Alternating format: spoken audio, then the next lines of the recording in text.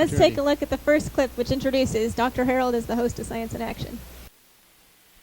Every once in a while, I have the privilege of presenting a fish program on Science in Action. And that's quite fine by me because there is really nothing that I would rather talk about than fishes. Now, on my office door at Steinhart Aquarium, I have a door sign which has as a background material something that's a little bit different. Notice these sharp teeth that go completely around the outside edge of this saw from a very large, approximate 12 or 13-foot sawfish. Now, those teeth are very, very important to the sawfish because it enables the sawfish to obtain its food. And he uses this saw much in the manner of a two-edged sword, and he swims through a school of fish, slashing sideways so, and those wounded fish are left there, and then he comes around later and picks them up, and of course eats them. Well, now, we do not have a sawfish to show you, but we have the next best thing, a sawfish without a saw. This happens to be the guitar fish. And actually, hold still there, youngster. Now, actually, if we were to attach this saw to the nose of this guitar fish, for all practical purposes, we would have a sawfish. Now, sawfishes and guitar fishes belong to an overall group which includes the sharks, both good and bad. So even though Earl didn't have a sawfish to show in this show, there was a time when we had a sawfish on display at the Steinhart Aquarium. We certainly did. Sawfishes are such incredible animals. And tragically, all are now endangered or critically endangered. They are feared, and they have a history in culture because of their appearance and behavior, but the German U-boats use them as their motto. And the medals and awards the German underwater Navy, primarily submariners, wore were sawfish. And if you go across the street to the De Young, you'll see a sawfish armament. The Japanese use them, and they would put a handle on it, and they would have shark skin on it, and imagine being whacked by something like that. And that's a small one. That's, a 10 or 12 footer. They get as large as 24 feet. And they were once very abundant, but because they have that snout with all the denticles on it, they're caught by commercial fishermen, shrimp fishermen and other fishermen dragging nets. So they're disappearing. Add to that the tragedy that they taste good. And their fins are said to be the most delicious of the shark fins. And so they're highly sought after, completely illegal, and a fisherman that has the snout of a sawfish can get $1,500, $2,000 for one as a curio. So sawfishes need all the help they can get. So tell us about the sawfish that used to be on display at Steinhart. I forgot to mention that when I came to the Steinhart, I of course saw those Earl Harold clips, and I had one of those same snouts on my door with my name on it.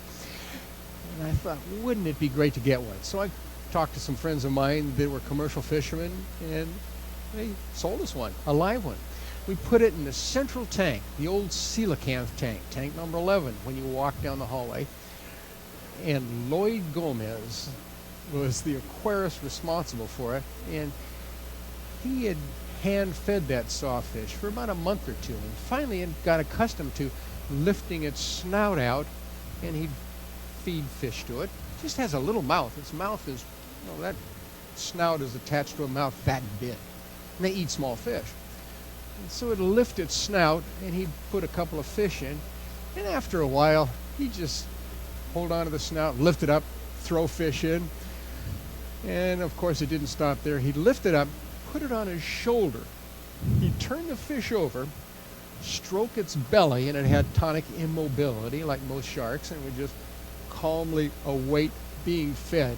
And I'll tell you, to see Lloyd Gomez with a sawfish bill on his shoulder was pretty amazing. And we kept it for a couple of years in the aquarium. It was wonderful. All right, let's take a look at our next clip. So the problem becomes then how to stop a hungry feeding shark from coming around in the area where you may happen to be. Well, we know certain things about sharks and their feeding. We know, for example, that if you put copper compounds into seawater, and this was worked out in controlling fish parasites, we know that these copper compounds affect the nostrils of the sharks. They clog the nostrils and prevent some sharks from feeding. perhaps as a result of this and also as a result of an extended test program, the Navy, during the last war, established a shark repellent which consisted of two materials. First of all, copper acetate, which was about 20%, and then the second material that was in there was a nigrosine dye, which was about 80%. Now, the theory of this was that the copper acetate would affect the nostrils of the shark and prevent the shark from being able to locate its victim or to determine that there was blood in the water, and the nigrosine dye would put a barrier, a sight barrier, reduce the visibility so that the person could not be seen in the water. Now, that theory worked very well on many of our American sharks. Unfortunately, there were some dumb sharks in other parts of the world that didn't understand this, and for those sharks, the shark repellent had no effect. So the point that we are at today is that we need a brand new universal shark repellent, a shark repellent that will work any place and on any kind of a shark. And as a result of the test programs that are being carried out right now, today, in many parts of the world, and will be continued for the next 3 or 4 years, I think that before long, a shark repellent of this kind will be available. But that is a report for the future. Thank you. So did they ever develop the universal shark repellent? Sadly, no. Earl was a great optimist, and as you can see, good at ad-libbing, but he and others, myself included, had money from the Navy to try and discover a universal shark repellent, and no one has ever discovered such a thing. There are shark repellents that frighten some sharks, but my advice is the only good shark repellent is to have film in your camera underwater. And if there's a shark coming at you and you got your camera with film in it, they'll never bite you. As soon as you run out of film, though, that's when they come after you. That's a joke. And we'll see more about that. But that was long believed to be a useful shark repellent. And now through the Academy's website and our scientific publications and popular publications, we're convincing people that knowledge about sharks is the best shark repellent. It really is. There are so few shark incidents. Worldwide, perhaps 20 to 25 fatalities a year in the world, which is tragic for anyone that's a fatality. But when you consider that 100 million sharks are killed each year worldwide, that to me is also very tragic. So we've got one more clip to take a look at that shows some of the actual Navy testing. Now, one question often comes up, and that is the problem of how to get away from sharks. We've talked about various kinds of shark problems and matters here. Now, this question about getting away from sharks came up and during the war, and the Air Force and the Navy spent considerable time on it. And they came up with some answers that are very good and very effective. I have here 2 containers. First of all, which contain shark repellents or shark chasers. And we look at these materials as we pour them out into the beaker here. We can see that it is a very, very interesting material. I'll just put a little bit on the surface here because this contains 2 materials. One, a dye, nigrosine dye, about 80%, and the other, a salt, copper acetate, about 20%.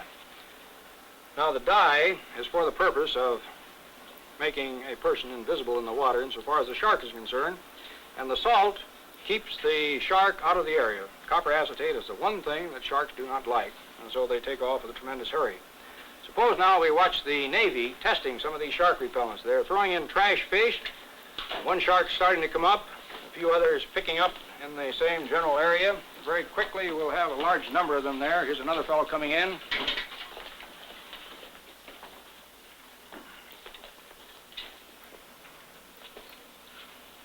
Here's some more coming in.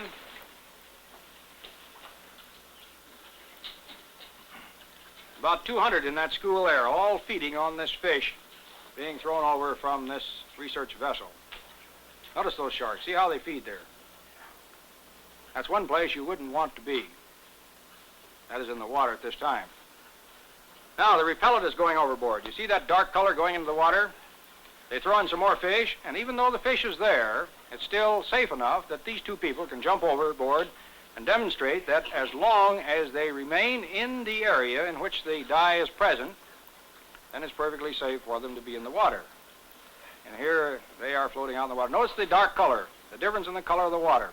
On the right, the dark color indicates the shark repellent, and the lighter color on the left indicates the area in which it... Now, here comes a shark fin, Navy flyer down in the water. What's he going to do? He pulls out his shark repellent, puts it around in the water, and as long as that shark repellent is around him, entirely over the whole area, then he's perfectly safe. Here he keeps putting it out. Also puts out a marker dye at the same time so that here it goes out underwater. It completely obscures him so that the shark can't see him, and of course the copper acetate keeps the sharks out of that area. So John, you actually had a chance to test the shark repellent in the South Pacific. How'd that go? Here I am. Even after seeing the show, I trusted Earl, but it wasn't necessarily the shark repellent that worked. The Navy that I was involved with used to call the nigrosine dye yum yum yellow. It seemed to attract sharks, and it turns out that the sharks in that film were in the Caribbean, and they weren't dangerous to humans. And we, in fact, did two things. One, we got in the water and tried a variety of chemicals, including the Moses Sole chemicals that we extracted and used from detergents. And it worked for some sharks, but not all sharks. In particular, white sharks couldn't care less. They don't know what a Moses Sole is. And I'll tell you another story that's worth repeating, and that is that Walt Stark, an ichthyologist that I knew quite well, was working in Australia, and I used to work on sea snake biology, and Walt and I knew that sharks wouldn't eat sea snakes. They're incredibly venomous, and sea snakes are boldly marked, and we've had them in the aquarium, and you see these banded black and white, really very pretty cobras in the water. And so Walt had this idea to paint bands on his wetsuit. So he had the sea snake wetsuit, and he'd jump in the water in the tropical Pacific, and the sharks would see him and they'd swim away. He went to Lord Howe Island, which is the southernmost coral reef in the Indo-Pacific, and was doing a film, and to demonstrate how well it worked, he put a trench coat on, jumped in the water, and when the sharks came, he lifted his trench coat, showing his stripes. And the sharks just looked at him and kept coming. You see, there are no sea snakes in Lord Howe Island. It's too cold. That's down in southern New South Wales. So Walt went back to the drawing board, and it was never developed as a universal shark repellent having stripes on one's wetsuit. Again, information is the best shark repellent, in a way for us to still be in the water but not be concerned about shark biology, shark attack biology, I mean to say. So one of the things that Dr. Harold didn't mention in the clip is that a lot of the research in developing this repellent actually happened at Steinhart Aquarium with the sharks that lived at Steinhart. Yeah, they used many of the sharks that lived here. Unfortunately, they weren't the ones that encountered humans. They were smaller sharks. But a lot of work has been done in the Steinhart over the years. And it was founded, the original founding of the Steinhart was intended to be a research aquarium, and it's been that ever since. So I have some favorite pet research projects that have happened here at Steinhart Aquarium over the years. I'm sure you do too. One of the ones you told me about the other day that I found fascinating was the research you were doing on how to keep eels out of oil rigs, deep sea oil rigs. Well, that was a very interesting project where I was asked by then Chevron what to do about the eels that were clogging their oil rigs off in deep water off Spain. And it turns out that when you close an oil rig for a period of time to work on it, clean it, what have you, 6-foot-long eels, big as my thigh, would swim inside the pipes, and then when they turned them back on, they'd be ground up like a Cuisinart, except they'd destroy the impellers. And it was very expensive to have to fix these, so they asked me, the head of Chevron was then on our board of trustees, to see if we could do some experiments that would solve this. And so a researcher and I created Eel Away. Eel Away was a chemical compound that we could use a robotic device to go down and spray into the pipes, and the giant eels would leave without being injured, either to themselves or to the pipes themselves. And I believe it's still in use. All right, let's take a look at our next clip. Now we have two stingrays over here that are common on the Pacific coast. The little fellow right down here is the round stingray, and he's the one who actually causes the most damage because more people step on this one than do step on this larger bat ray over here. Now I have a model leg, and I don't know what luck I'll have here with it, but I'll see if I can demonstrate what happens. A person comes out in a muddy area, perhaps on a mud flat or a sandy area, and he comes in and he steps on one of these stingrays, and if the stingray responds, he may actually throw his tail to the side if it happens to be a round ray. He's kicking a little bit. Let's see what this fellow does here. I'll come over to the bat ray. The bat ray generally throws his tail directly up over the top of the head. I think I'll show you how this thing works. I'll demonstrate it mechanically. This comes up like this, and then that spine directs itself forward, comes up like this, and then the spine drives right into the leg, as you see there. Now, if the venom gland is there, then, of course, the person is going to have some trouble. But if the venom gland is missing, then it will not be too serious. However, a leg injury is never really serious, but if this spine were to hit a person in the abdomen, there'd be considerable trouble. In fact, there are records of stingrays actually having killed people in a short period of time of 2 hours. A leg injury is never really serious, but if this spine were to hit a person in the abdomen, there'd be considerable trouble. So I hear that you may have some personal experience with how much a stingray spine might hurt. A lot. It really hurts a lot. And it's a different kind of venom. When the Academy had a show called Venoms, if you may remember that show, we talked about the difference between toxins, those things that we eat, and venoms, those things that a rattlesnake or a black widow spider or a stingray uses for defense. And a good venom, of course, is designed so that whoever is trying to eat you rapidly spits you out. And I'll tell you, when I put my knee on top of a giant bat ray in the dark in San Diego, I very quickly nearly walked on water. It hurt so much, and I had a lot of morphine, and I couldn't walk for several days. And so, was it my fault? Yeah. Was it the stingray's fault? No. It's just another defense mechanism, and we try to get the kids that come to the museum to answer that question. What is the animal so venomous? Why is it so painful? And the answer is that it wants you to react as quickly as you can and spit them out. And that's why they work so well, and that's why I'm a lot more careful now when I go out at night. Common wisdom about how to avoid a stingray spine injury? I wouldn't not go in the water, but I would, once injured, be prepared to put the hottest thing I can on it so that I would denature that protein. When that happened to me in San Diego, I just poured hot coffee as long as I could stand it, and it finally slowed the pain down. But it's a very painful experience. But the animal's not trying to eat you, obviously. That venom is not associated with any special glands in its mouth. Rather, it's the rear end of its body.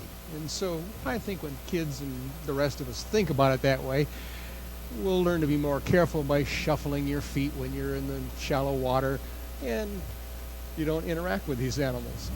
And all of these animals, painful as they might be, play an important ecological role. All sharks play an important ecological role, and so do stingrays.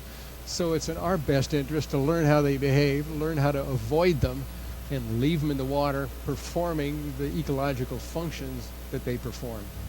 When you've talked to me in the past about the ecological role that eels play in their ecosystem, I've been amazed. I think most people have no idea. Are any of you snorkelers, scuba divers? Some of you are, sure. And you think of moray eels, for example, as very rare animals. When you see one, it's an extraordinary experience. I saw a moray eel this time. It was a big deal. Well, it turns out that at least half of the predatory fish biomass on coral reefs can be moray eels. Half. And we, from our experience as snorkelers or divers, think that maybe 1 in 1,000 fish is a moray eel, when in fact they're very, very abundant, which means that they have a lot to do with the economy and ecology of a coral reef. but we don't know that much about them. And research has been done. When the Navy was creating ship passage in Kaneohe Bay, they used dynamite, and they blew up coral reefs, and then they counted all the fish. And that's when they realized that half of the fish on a coral reef are moray eels. Moray eels frighten people because of their appearance, but they're harmless. They don't hurt people, but they're very important in terms of the ecology and economy of a coral reef. All right, let's take a look at our next clip, which is about something we often call an eel, but isn't actually an eel. One other thing you should know about, and that is the electric eel. Now, the electric eel is the only one of about 5 or 6 different electric fishes that is able to gain its food, to get its food by actually putting out an electrical discharge. It uses it as a method of finding and getting its food. Notice the way that ventral fin moves back and forth. They're really a very beautiful fish. It isn't an eel at all. It belongs to the knife fish group. Well, suppose, first of all, before we take this fellow out of the tank and examine his electrical voltage, that we look at the internal anatomy and see how he operates. First of all, there's a main battery that runs along the top surface of the body. Now, normally this puts out a discharge of about 200 to 300 discharges, impulses per second. There is a second battery located a little back towards the tail. This battery is a communication battery. If the eel is feeling good, then he discharges 20 to 30 a second. If he's agitated, as he will be shortly, then it's something like 50 to 60 per second. And then a third battery that works in conjunction with the first, and we don't quite know just what that's used for. Well, let's take this fellow out of the tank here, and we'll put him on this trough and see what happens with his voltmeter and also with the light. You have to be careful there, Don, with that fellow got out here. We'd have quite a problem on our hands. That's good. Now, I'd like to point out what we have. First of all, a pair of electrodes. Secondly, a light which will go on. That's tied right to the electrodes. Next, a voltmeter here. And finally, an oscilloscope. Oh, did you get him there? That's we got him. Rubber gloves, as you will notice, which cuts down on the chance of getting quite a shock for yourself. Now, if you can hold him down there, we'll put these electrodes down. Now, watch the light and also watch the voltmeter. There the light comes on. The voltmeter is swinging over to the right-hand side. That's it. We're getting a little bit of a picture here on the oscilloscope. Now, let's reverse those two electrodes and see what happens now. Theoretically, he should now swing the needle to the discharge side. There it goes. The needle comes over to this side. And the reason for that is that the eel is positive on the head and negative on the tail. So that when the electrodes are reversed, or then we... take it easy there. Don't lose that, fellow. One electric eel. These things are pretty hard to hold on to. They can stay out of water for quite a while. I think probably what we'd better do is put him back in the container now. I think we've probably taken all the electricity from him we can for the moment. These fellows have put out a maximum of about 600 volts. Well, now, just to review a few of the points. First of all, we've looked at methods by which fishes are able to procure their food. Secondly, we've looked at some of the ways in which fishes are able to avoid their enemies. And then thirdly, we've looked at some of the special adaptations that various fishes have developed to combat the rigors of the environment. So electric eels are one of the constants as we talk about then and now. They were on display then. I think they have been on display always until now. Yeah. Electric eels are wonderful. And any aquarium without an electric eel isn't an aquarium. You have to have it because kids love them. And the stories about electric eels that they can kill a horse or kill a human, not true. And we do our best to at least clarify that. But at the same time, my successors, put in a great display where you can feel the discharge of an electric eel on the current electric eel display, and you press the button and you get a jolt. Kids love to do that. And I find that little girls do it more often than little boys. They're more daring than we are. But they are very worth paying special attention to. And after Earl had a display which had a light bulb on top and had an oscilloscope. You remember that? In the old aquarium, it had an oscilloscope. And we used to have electric eel feedings, and we'd have it 4 times a day. And had 2 electrodes in the tank. They'd put in a live goldfish, and the goldfish would swim around. You remember that? It would swim around and get near the head of the eel, and the eel would go like that, and it would jolt the goldfish, and the goldfish would just... and then the electric eel would feed on it. But unfortunately, people weren't noticing because they were just looking at the goldfish, was the eel's behavior. And the eel would shock the goldfish and then go, and it would wince, because that same electric discharge is very painful to the eel. And the eel itself has cartilage and a lot of tissue protecting its brain, but still not enough that when it releases 500 to 600 volts, and very low amperage, that it didn't feel it. So it's worth paying attention to. When it does do that discharge, you'll see how it hurts the eel himself. So the last clip we have to share is just the rolling credits for Science in Action, which rolled at the end of every episode and gave Science in Action its home here at the California Academy of Sciences. Before we roll that clip, John, are there any other favorite memories you want to share? Yeah. When I first came to San Francisco in 1955, my family drove up from Los Angeles. We really wanted to see the world-famous Steinhart Aquarium and the Golden Gate Bridge and Fisherman's Wharf. But the Steinhart was my favorite memory in 1955. So I saw a lot of what it looked like when Earl was there. And the interesting result of Science in Action is that people misunderstood the relationship of the Steinhart to the Academy. The Steinhart is actually a division of the Academy of Sciences, and it's owned and operated by the Academy, but its maintenance is obligated through the city charter. It is a city department. And as you saw on the opening there, it said Steinhart Aquarium in the front of the building. Everyone in San Francisco knew this complex is the Steinhart because of the television show and Earl's enormous, inimitable personality. And when I first came here, I asked a cab driver to take me to the Academy of Sciences. He looked at me and he said, "You mean the Culinary Academy?" And I said, "No, the California Academy of Sciences." And he said, "What's that?" And I said, "The Steinhart." And he said, "Why didn't you say so?" And so over the years, we've finally gotten over that, and now it's known as the Steinhart Aquarium of the California Academy of Sciences.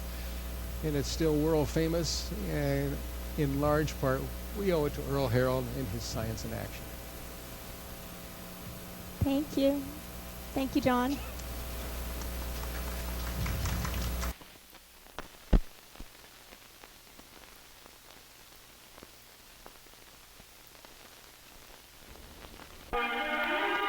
You have just seen another in the fascinating television series, Science in Action. Science in Action is produced by the California Academy of Sciences under the supervision of Dr. Robert C. Miller.